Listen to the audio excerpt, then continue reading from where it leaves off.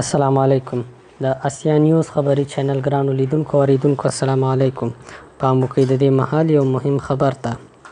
په دوحه کې افغان او طالب مرکچي پلاوي وویلي د خبرو پر ایجنډا یې تفاهم کړی ده.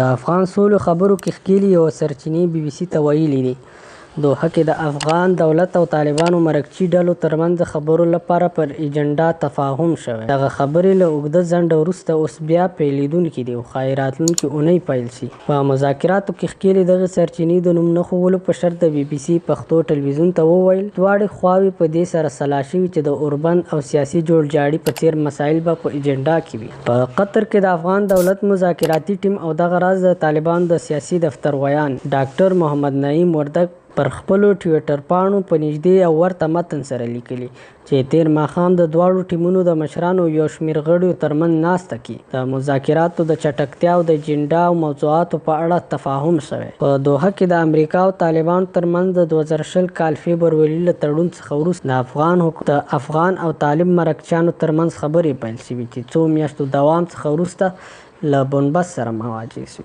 د یادونې وړ ده له دې مخکې د افغان سولې لپاره د امریکا ځانګړي استازی زلمي خلیلزاد تېره ورځ کابل ته راغلی او د ولسمشر اشرف غني او د عبدالله سره یې کتلي وو. د ولسمشرۍ او سپېدار ماڼۍ مسؤلینو په خبره په دغه کتنو کې د امریکایي پلاوي یو ځل بیا د افغان سولې بهیر څخه ملاتړ کړی و او له افغانستان سره یې د خپلو همکاریو پر دوام ټینګار کړی و. مننه چې تر دې دمه راسره پاتې شئ. دا د اسیا نیوز امتحاني خپرونې دي. که چیرې ویډیو مو خوښه سوي لایک او که چیرې کوم نظر لرئ په کومنټ کې راته ولیکئ.